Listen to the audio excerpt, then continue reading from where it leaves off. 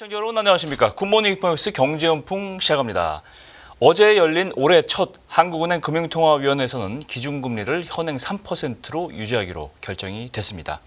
경기 하방 압력은 커졌지만 결국 원달러 환율에 대한 부담, 또 물가를 생각하지 않을 수 없다. 이런 분석이 나오는데요. 상상인증권 리서치센터 신월투자전략팀장과 함께 알아보겠습니다. 어서 오십시오. 네, 안녕하세요. 어제 결정은 한마디로 환율과 경기 사이 뭐 이렇게 표현하고 싶은데요, 사실. 맞습니다. 그렇죠. 한국은행의 고민이 좀 느껴졌습니다. 네. 어제 결정 내용 좀 정리 부탁드리겠습니다. 네, 뭐 뉴스에서 많이 알려졌겠지만 저는 무엇보다도 좀 이창용 한은 총재님의 기자회견에 있어서 목소리가 조금 톤 다운되어 있던 부분들이 우리 경제에 대한 그리고 금융시장을 둘러싼 불확실성에 대한 우려감이 한층 더 확대되었다라는 점을 좀 느낄 수가 있었고요. 결과야 뭐 잘 아시다시피 3.0%로 되었는데요. 유지가 되었는데요. 그 결정은 금리 인하 소수 의견 한 분이 확인이 되었습니다.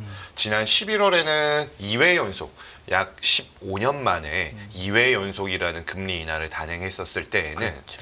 금리 동결 소수 의견이 두 분 계셨는데 이번에는 대다수 위원들이 금리 동결을 지지했었고 한 분 신성환 위원이 금리 인하 소수 의견을 제시를 했습니다. 사실 지난주 중반까지만 하더라도 한국은행에서 3회 연속 금리 인하를 할 가능성이 높다라고 시장에서 판단을 했었습니다. 그랬었죠. 네, 시장 금리 역시나 국고 3년물 기준으로 2.5%까지 내려갔었고 원달러 환율이 그 전주 1월 초에 이제 권한 대행의 그런 여러 가지 정치 사법적 어떤 행위로 인해서 원달러 환율이 좀 내려갔었던 측면에 근거해서 금리 인하 기대감이 한층 높아졌었는데 그렇죠. 지난주 후반부부터 나왔었던 미국 지표에 아주 상당히 견조했었던 흐름들 그리고 트럼프 대통령의 취임식이 곧 얼마 남지 않았지 않습니까? 그래요.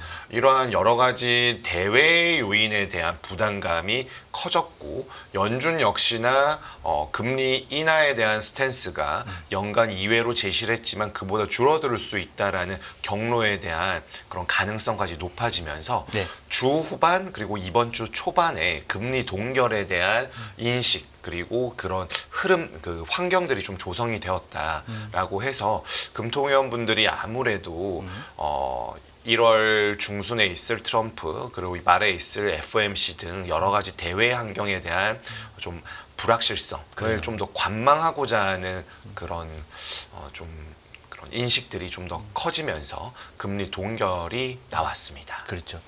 근데 한국은행의 일단 첫 번째 미션은 물가 안정. 그죠?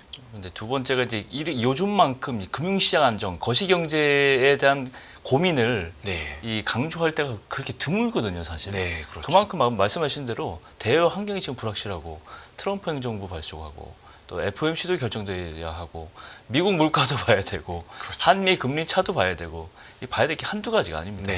결국 이제 금통위원들의 이제 소수 의견, 다수 의견 이것도 이제 중요하고.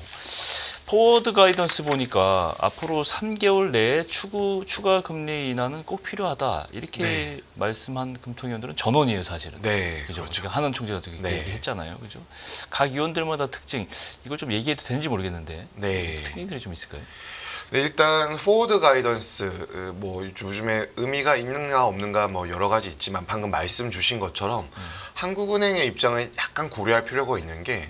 금융 안정의 중요성이 엄청나게 높아졌는데 사실 6개월 전만 하더라도 외환 시장보다는 부동산과 가계부채를 통한 금융 안정의 중요성이 높아졌다가 이제는 그런 얘기는 쏙 들어갔고요. 맞아요. 지금 온 금융 안정의 포커싱은 외환 시장, 환율로 쏠려 있거든요.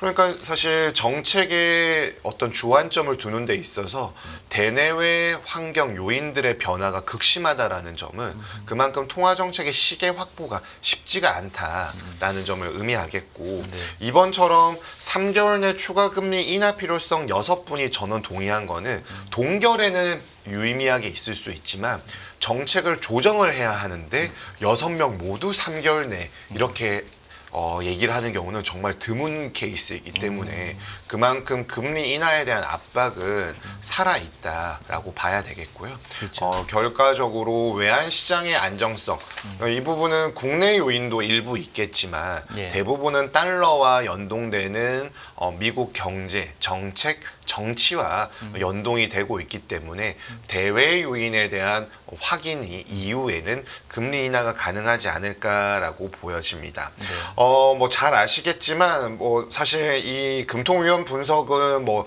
쉬운 일은 절대 아닌데요. 그렇죠. 일단 금리 인하 소수 의견을 낸 신성환 위원은 그 이전부터 좀 시장의 인식과 비교적 가까웠던 분으로 평가가 되고 있습니다.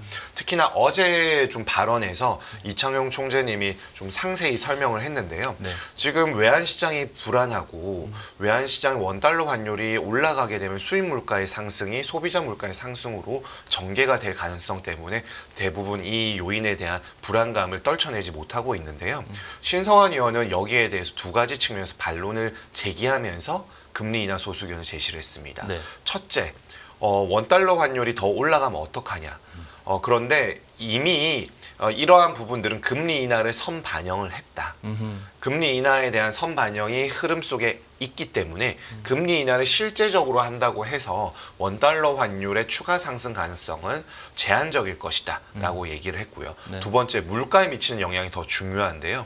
수입 물가의 상승이 코스트 푸시 인플레로 전개될 가능성이 가장 경계해야 될 통화당국의 책무인데 신성환 의원은 여기에 대해서 그러한 부분들 일부 있을지언정 지금은 경기 둔화로 인해서 공급 측이 아닌 수요 측 요인에 의한 물가 하방 압력이 더 높아질 수 있기 때문에 이러한 부분에 대한 큰 경계심을 가지기보다는 오히려 경기 하방을 통해서 우리 경제의 침체 가능성을 좀 더 경계해야 된다라는 측면에서 얘기를 했습니다. 사실 어떻게 뭐 어제 나온 발언에 있어서는 비둘기파적 성향이 극명하게 드러난 것은 아니지만 금리 인하에 대한 스탠스는 계속 내비치고 있기 때문에 시장의 생각과는 좀 괴리가 상당히 좀 거의 없다라고 봐도 무방한 위원으로 그렇죠. 평가가 되겠고요. 두 번째 측면에서 살펴볼 부분은 지난 회의에서 금리 인하 3.0으로 될 때 두 분의 금통위원이 동결 의견을 냈습니다. 유상대 부총재와 장용성 금통위원인데요. 여기서 장용성 금통위원은 학계에서 오셨고 하는 총재 추천으로 임명이 되셨는데 그렇죠. 그 이전부터 금리 동결 소수 의견을 계속 내셨습니다. 즉 물가에 대한 부분들 그리고 작년부터 동결 소수 의견을 냈다라는 것은 부동산 시장과 가계 부채에 대해서 극도로 좀 신중한 스탠스가 나타난다라고 볼 수가 있겠고 즉 최근에 연준 인사들 중에서 매파적 인사들이 인플레이션에 대한 성급한 승리 선언은 좀 조심하자라는 얘기를 하고 있는데 그 의견과 크게 다르지 않다라고 볼 수가 있겠습니다. 유상대 부총재는 이제 한국은행의 이제 당연직으로 금통위원으로 있는데 사실 이창용 총재의 의견을 통해서 살펴봐야 하기 때문에 부총재의 스탠스를 명확하게 알 수는 없겠지만 아마도 10월 달에 금리 인하를 하고 11월에 2회 연속 금리 인하를 하는 것에 대해서는 조금 부담을 가진 것이 아닌가라고 보여지고요.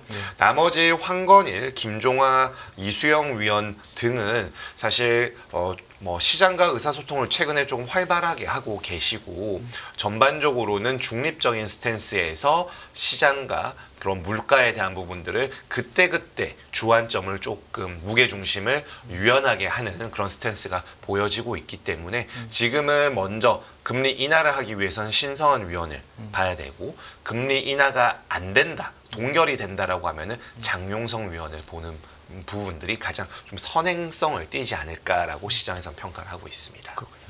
딱 봤을 때 뭐 금통위원 분들도 한국은행 금통위원 분들도 이제 매파와 비둘기파로 이제 좀 나뉘는 이게 사실 매파 비둘기파 나눌 때가 언제냐면 금리 인하 결정을 인상 결정을 할 때 그 크리티컬한 요인들이 많을 때 사실 극명하게 특성이 나타나잖아요. 네, 그렇습니다. 우리 FOMC 위원들만 그런 게 아니에요. 예, 금리 동결할 때는 잘 나타나지 않고요. 그렇죠. 네, 맞습니다. 방향을 결정할 때는 굉장히 매파 비둘기파가 갈리는데 그런 설명을 좀 해주셨어요. 네. 근데 이창용 한한 총재께서는 뭐 통화정책 방향 회의 직후에 간담회에서 계엄 이후 여러 데이터를 보니까 소비나 건설 경기 같은 내수 지표가 예상보다도 크게 더 떨어졌다 이렇게 네. 우려를 했고 4분기 성장률이 뭐 아직 안 나왔지만 뭐 전분기 대비 0.2%나 더 밑으로 내려갈 가능성이 있다 네. 이렇게 얘기했잖아요. 네, 그렇죠. 올해 성장률이 그러면 1.9%못 도달할 가능성이 있다. 뭐 이렇게 얘기한 거랑 다름이 없는데 네, 이게 금리 동결 하면서도 경기 걱정은 계속 하는 거예요. 네, 그죠? 맞습니다. 그게 포워드 가이던스에 이게 반영이 되는 건데. 그렇죠. 그죠? 이 걱정이 이제 언제 실질적으로 금리를 움직이는 결정으로 연결되느냐 이 타이밍이 문제 아니겠어요? 이제? 맞습니다. 예. 아무래도 어제 제가 좀 전에 말씀을 이창용 총재님의 목소리 이렇게 다운된 거는 좀 원래 본인 의견을 굉장히 자신감 맞아요. 있게 필요하시는 분인데 걱정이 너무 많아 보였어요. 걱정이 좀 많아 보였습니다. 다운이 된 게 뭐 기분이나 이런 게 아니라 예. 한국 경제를 둘러싼 대내외 환경에 대한 그런 부담감을 한층 지고 계신 게 아닌가 이런 게 좀 느껴졌고요. 사실 지금 우리 시장에서는 볼 수 있는 데이터가 한정적입니다. 지금 가장 우리 실물 경제를 잘 나타내는 것이 GDP와 네. 산업 활동인데 GDP는 4분기가 아직 안 나왔고요. 산업 활동 역시나 계엄이 12월 3일인데 네. 11월 말 데이터까지밖에 나오지 않았습니다. 음흠. 그렇기 때문에 12월을 나타내는 데이터는 12월 말에 발표되었었던 소비자 심리 지수 네. 그리고 기대 인플레이션율 마지막으로는 경제 심리 지수 순환 변동치 정도가 되는데요. 여기에서 뭐 하나 국내 경제의 그런 긍정적인 면을 나타내는 지표는 없었습니다. 네. 특히나 소비자 심리 지수가 약 그 전월 대비 11월 대비 12.3포인트가 떨어졌었는데요. 이 지표 발표 이후 며칠 있다가 비극적인 여객기 사고가 있었죠. 그렇군요. 네. 그러면은 1월 말에 발표되는 이 지표는 더 떨어질 가능성이 높습니다. 사실 이 정도 떨어진 거는 메르스 때나 16년도 탄핵 때보다 낙폭이 더 컸고요. 네. 이거보다 더 컸던 거는 그 20년 1, 2, 3월에 팬데믹 때 그때는 뭐 거의 뭐 사회 비정상적인 활동을 할 수가 상황이었죠. 없었으니까 그렇죠. 네. 그때 일을 제외하고는 이런 단기간 내에 이 정도의 충격을 준 것은 데이터상 없었거든요. 네. 근데 이제 비행기 사고까지 있었기 때문에 더 떨어질 가능성이 높다라고 보여지고 지금 한국 경제의 흐름을 잘 보여주는 것이 동행지수 순환 변동치가 되는데요. 동행지수 순환 변동치는 5개월 연속 떨어지고 있습니다. 예. 그리고 11월 데이터 동일하게 선행지수 순환 변동치는 11월에는 플러스 0.1이 나왔는데요. 세부적으로 뜯어보니까 어제 한은 총재님이 말씀하신 것처럼 건설 쪽에 지금 우려가 있다라고 했는데 사실 그 부동산 시장의 불안정성이 2분기에 3분기에 나왔기 때문에 인허가와 착공 물량 밀어내기가 10월, 11월에 상당히 있었습니다. 그것 때문에 0.1포인트가 올라갔는데 지금 한은 총재가 말씀하신 소비 건설 경기의 내수 지표가 다운되고 있다라는 거는 12월 선행지수 순환 변동치 역시나 마이너스로 전환될 가능성이 한층 높아졌다. 라고 보여집니다. 그리고 어제 여기 나오진 않았습니다만 신용카드 사용액이 생각보다 저조하다라는 점은 확실히 소비가 네, 줄어들고 있죠. 연말에 이제 소비를 좀 해야 되는데 네. 이런 부분들이 더 위축되고 있는 점을 보여주고 있기 때문에 이렇게 될 경우에는 24년도 성장률 전망치를 기존 2.4에서 2.2로 내렸었거든요. 네. 근데 분기별 0.2가 안 된다라면은 2.1 또는 2.0까지 떨어질 가능성이 있다. 그럼 잠재 성장률을 상회하는 것이 아니라 거의 동일시 되는 수준이 되겠고 올해 한국은행이 25년 전망치는 1.9를 제시했는데요. 되게 좀 역설적이게도 지금 가장 낙관적인 데이터가 되어 있습니다. 그래요. 기재부가 1.8로 낮췄고요. 그게 낙관적인 거예요. 네. 그리고 글로벌 IB들은 1.3에서 1.7 정도를 더 낮아요. 12월과 1월에 계속 제시를 하고 있거든요. 그렇죠. 그렇기 때문에 어제 아주 이례적으로 이창용 총재가 금리 인하에 대한 필요성 금통위원들이 정하는 건데 추경에 대해서 그동안에 상당히 좀 물가를 자극시킬 수 있게 경계하는 발언들을 많이 했었는데 이렇게 경기가 안 좋으면은 추경이 국한적으로 한 일시적으로 좀 필요하다. 약 그 규모는 15에서 20조 정도다. 이렇게 되어야만 GDP 성장률 0.2%포인트 정도 올릴 수 있다라고 얘기를 했고 25bp 금리 인하할 때마다 0.07%포인트니까 1%포인트를 내리게 되면은 약 0.3인이 되거든요. 그럼 통화정책과 재정정책 합쳐서 0.5 정도를 올해 올려야 된다라는 점을 얘기했다라는 거는 지금 이런 식으로 전개가 된다라면은 1% 중반까지 성장률이 떨어질 수 있다라는 걸 나타내고 있습니다. 그렇군요. 아니 병을 치료할 때도 네. 비상시국에는 정말 독한 약을 써서 네. 핀셋으로 탁 찔러줘야 되는데 사실은 그런 정책들이 필요하고 대표적인 게 추경인데 네. 사실은 모든 게 이 정치논리에서 막혀져 있는 상태예요. 추경 맞습니다. 언제 결정이 됩니까? 이 의회에서 이게 통과가 되는데 날짜가 안 나오고 있는데 네, 추경 필요성은 계속 뭐 대표적으로 그렇다는 얘기예요. 네, 지난해부터 이미 나왔고 네. 사실 이게 뭐 정책 이전의 정치 예. 그리고 사법적인 부분과 다 엮여져 있지 않습니까? 그러니까요. 사실 예측하기 너무 어려운 부분이 있습니다. 이게 본체와 이 실제로 어떤 현상과의 이 괴리가 상당히 있고 그래서 네. 더 어려운 거고 네. 게다가 이 탄핵 국면과 또 여객기 사고가 이게 다 겹쳐서 네. 정말 어려운 국면을 통과하고 있다 생각이 드는데 맞습니다. 지금 정책을 떴어야 되는데 지금 한국은행이 가장 큰 역할을 하는 수밖에 없어요 지금은. 그렇죠. 지금은 행정부 쪽에서의 기대감을 가지기가 너무 어렵기 너무 때문에 어렵죠. 비교적 독립성이 보장되어 있는 한국은행의 입장이 너무너무 중요해졌고 너무 중요하죠. 그래서 어제 특히나 그런 느낌을 저도 다 많은 분들이 받으셨을 텐데 그렇지 않았나 싶습니다. 여러 지표들을 말씀해 주셨는데 연말 연초에 시내나 이 뭐 번화가 가보셨습니까? 가보셨죠. 네, 그 가면 그 여느 때보다도 더 썰렁하고 맞습니다. 더 뭐 8시만 되면 사람도 없고 뭐 이런 것만 봐도 네, 체감 경기가 어느 정도 다운되어 있는지 알 수가 있습니다. 그렇죠. 카드 사용액 말씀하셨는데 카드 사용액이 사실 상당 부분이 이 계절적으로는 그때 많이 쓰는 거 아닙니까? 그렇죠. 연말이 소비 시즌이기 때문에 안 쓰는 거예요. 네, 안 쓰고 묶여 있고 맞습니다. 냉각되고 경기는 떨어지는데 환율은 올라가고 진퇴양난이죠 사실. 네, 정말 어려운 상황. 어려운 상황이에요. 그래서 이제 올해 이제 금리 정책을 어떻게 가져갈까 여기 상당히 이제 기대를 많이 하고 네. 거시 경제 보는 분들, 시장 경제 보는 분들도 이 금리 정책에 대해서 각별히 좀 봐야 되는 상황인데 신 팀장님께서는 이제 지난주에 말씀하실 때 올해 금리 인하 4번 정도 네. 있을 것이다 이렇게 말씀을 하셨어요. 네. 근데 언제 쓰느냐 또 어느 폭으로 쓰느냐 이런 것도 상당히 중요할 텐데 지금도 여전히 4번 인하 가능성을 열어놓고 계십니까? 4번 인하라는 건 25bp씩 해서 4번을 네, 말씀하시죠? 분기별 4번을 분기별로. 그때 말씀드렸는데요. 어제 총재님이 추경에 대한 얘기를 했기 때문에 한쪽에 기대어 있는 통화 정책만으로 하고 네. 그리고 정치 사법적인 불확실성이 좀 더 길어진다라면은 4번의 필요성은 있겠으나 추경을 통해서 펄리시 믹스를 구사를 하게 된다라면은 예. 한국은행 입장에서는 금리 인하 폭을 좀 제한적으로 가져가고자 하는 의지가 나름 있지 않을까라고 생각하고 있습니다. 네. 그리고 일주일 사이 연준에 대한 입장들이 금리 인하에 대해서 보수적으로 좀 바뀌는 흐름들이 관측이 되고 있기 때문에 기본적으로는 4번의 필요성에 대한 부분은 여전히 입장은 견지하고 있지만 예. 시장의 상황들이 좀 가변적인 점을 고려할 때에는 한국은행은 올해는 분기별 1회씩 해서 3분기까지 3번 정도 하고 네. 하반기에 4분기에는 좀 더 관망하는 흐름들이 좀 나오지 않을까라고 보여지고요.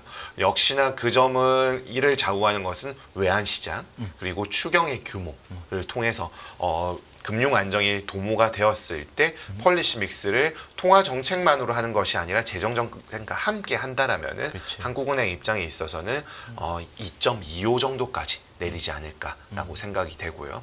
만약에 국내 경기에 대해서 조절할 수 있는 정책 툴이 통화 정책밖에 없다라고 한다라면은 통화 당국에 대한 압박은 높아져서 4번, 한 번 더. 네 정도로 갈 가능성이 있다라고 보여집니다. 여기 큰 걸림돌이 이제 미국 금리예요. 네, 미국 금리는 아시다시피 지금 2번을 내리느냐 안 내리느냐 그렇죠. 뭐 이런 거잖아요. 지금. 네, 근데 이제 당장에 1월 30날은 뭐 FOMC 우리 설 기간 동안에 열리는데 이때는 뭐 사실 동결할 것으로 거의 예상하고 있고 네, 3월쯤 가면 이제 그때부터 움직이고 카드를 만지작하면서 그렇죠. 금리를 25bp 미국이 네. 내릴 것이냐 말 것이냐인데 사실 우리만 내리면 굉장히 부담돼요. 네. 한미 금리 차가 계속 벌어지고 네, 지금 뭐 175bp 아닙니까? 이 지금 그렇죠. 200bp 가면 굉장히 이게 좀 난감한 상태가 네. 되는 150bp죠 지금. 네, 150bp고 2월에 우리가 아마 금리를 인하할 거기 때문에 네네. 175bp가 그렇게 되면 이제 네. 175bp 그래 벌어지는데 200bp까지 가면 굉장히 난감한 부담을 느끼지 않을 수가 없는데 맞습니다. 지금도 좀 미국 채하고 한국 시장 금리하고 굉장히 벌어져 있는데 네. 어떻게 보십니까?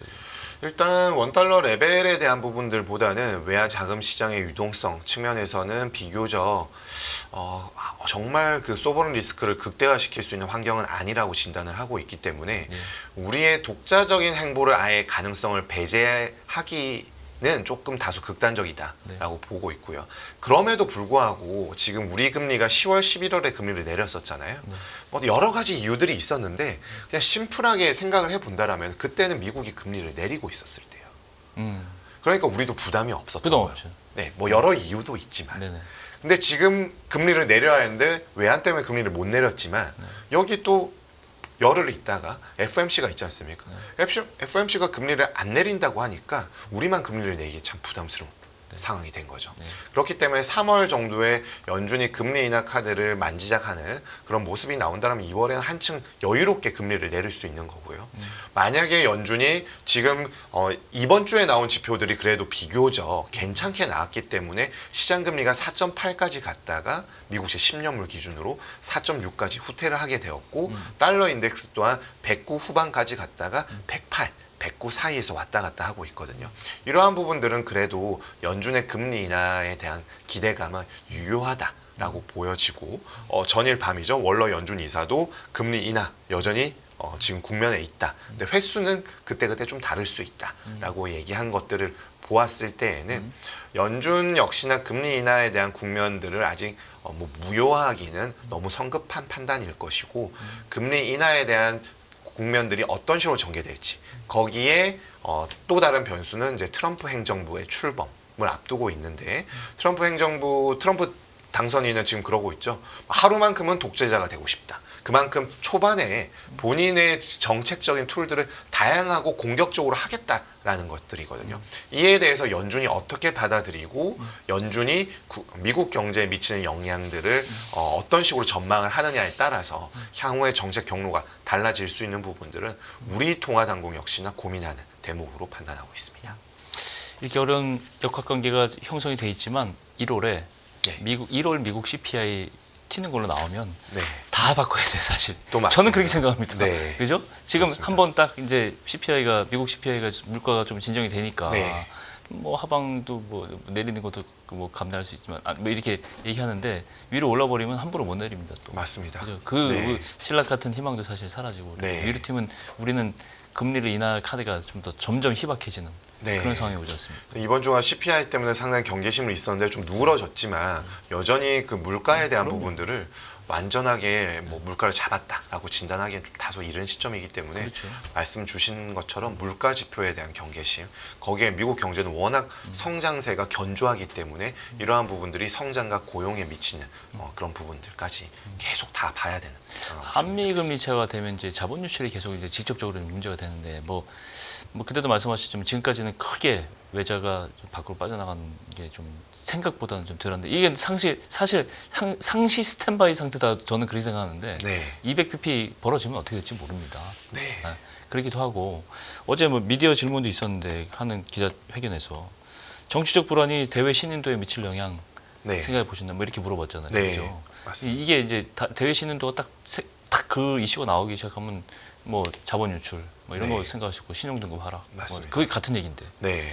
이 가능성에 대해서는 걱정을 안 할 수가 없습니다. 그 이정용 총재님이 그 신년사를 통해서 권한 대행의 입장을 굉장히 좀 지지하는 이례적인 발언을 했었잖아요. 예. 근데 이제 어제 그에 대한 질문 정치적인 거 아니냐 했더니 이정용 총재가 바로 반론을 얘기했습니다. 경제적인 거다. 이 부분은 우리 국가 경제를 생각하고 한 얘기이기 때문에 정치적이지 않다라고 했고요. 1,400원대에서 계엄 사태 이후에 1,450원에서 80원까지 레인지를 형성하고 있습니다. 원달러 환율. 거기에 핵심은 미국 달러화의 강세다. 그런데 이런 정치 사법적인 불확실성에 대한 부분은 약 20에서 30원 정도로 판단하고 있다. 그런데 영장이 집행이 되었고 정상적이라고 볼 수 있다는 헌법재판소의 프로세스가 이제 진행이 되는 것으로 보여지기 때문에 네. 1,407, 80원까지 갔었던 2, 30원의 상승폭은 되돌림 하락에 대한 기대를 할 수 있지 않겠느냐라고 얘기를 했기 때문에 그렇다면 1,450원 쪽에 안착을 할 것이고 달러가 이번 주에 나온 것처럼 더 강세로 가지 않고 모멘텀이 완화가 된다라면은 이 우리의 정치적인 그런 절차와 미국의 경제에 좀 과열 양상이 진정이 된다라면은 1,400원 초반까지는 어렵겠지만 1,400원 초중반까지는 좀 떨어질 수 있는 부분을 기대하는 것이 아닌가라고 보여지고요. 두 번째로는 경상 흑자에 좀 전에 말씀드린 것처럼 외화자금 시장에 있어서의 마른 부분들보다는 여전히 돌아가고 있는 흐름들이 보여지고 채권 시장에 있어서 이제 무위험 차익 거래에 대한 외국인들이 11월과 12월에 좀 상당히 이용을 하는 부분이 나오면서 예. 최근 들어서는 달러 조달에 대한 코스트가 조금 낮아지기 시작을 했습니다. 네. 그렇기 때문에 지난 2016년과 17년도 우리의 탄핵과 트럼프 1기 행정부의 사이에서 원달러 환율의 급등 그리고 외국인 자본의 유출의 그런 절차들 과정들이 이번에도 비슷하게 전개는 되고 있지만 그때만큼 위험 워닝 시그널을 표출하면서 진행되는 것은 아니다. 좀 비슷하면서도 다른 부분들이 있고 여기에 기저에는 그 한 8, 9년 동안 우리 경제와 금융시장이 그래도 좀 더 성장해 있고 탄탄해져 있는 부분들이 막아주고 있는 것이 아닌가라고 보여집니다. 막아주고 있는 것이지 언제든지 위험을 그래요. 도사리고 있습니다. 그렇죠. 네. 어제 뭐 한국은행 기준금리가 동결을 됐는데도 시장은 주식 시장은 괜찮았어요. 네, 주식은 어제 좋았죠. 코스닥 코스피 네. 1% 이상씩 다 뛰었고 환율도 조금씩 내려왔고 1,457 뭐 아직 안심할 단계는 아니지만 네. 내려왔고 이 칸은 앞으로의 한국은행의 금리 정책에 따라서 시장이 어떻게 움직이느냐 뭐 반드시 비례하는 건 아니겠지만 네. 어떻게 전개될지 이게 좀 금리 동결이 일단은 연초에 네. 시장에 어떤 영향을 미칠지 이걸 종합적으로 좀 판단할 필요가 있을 것 같습니다. 참 어렵습니다. 어렵죠. 사실 어제 금리를 동결할 것이라고 예상은 하고 있었는데 네. 금리를 동결하더라도 비둘기파적 멘트는 불가피했기 때문에 네.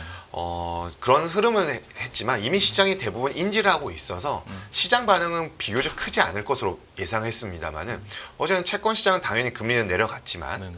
주식 시장이 좀 괜찮았잖아요. 괜찮았죠. 예, 그런 부분들을 참 예측하기가 좀 어려웠던 부분들이 있었습니다. 일단 금리 동결에도 불구하고 향후 시그널에 대한 부분들은 금리 인하로 쏠려 있기 때문에 외환 시장에 있어서는 달러에 연동되는 흐름들이 더 강해질 것으로 보여지고요. 채권 시장에 있어서는 이제 연준의 통화 정책 경로에 대한 불확실성만 좀 안정화가 된다면 뭐 계속해서 금리를 몇 번 할지는 고민을 하겠지만 네. 상반기 한 번은 하겠지라는 생각만 있다라면은 시장 금리는 크게 튀거나 하는 부분들보다는 하향 안정화로 좀 더 갈 가능성이 높다. 왜냐 국내 시장 금리는 기준 금리가 내려간다라면 먼저 기다리는 흐름들이 관측이 되기 때문이죠.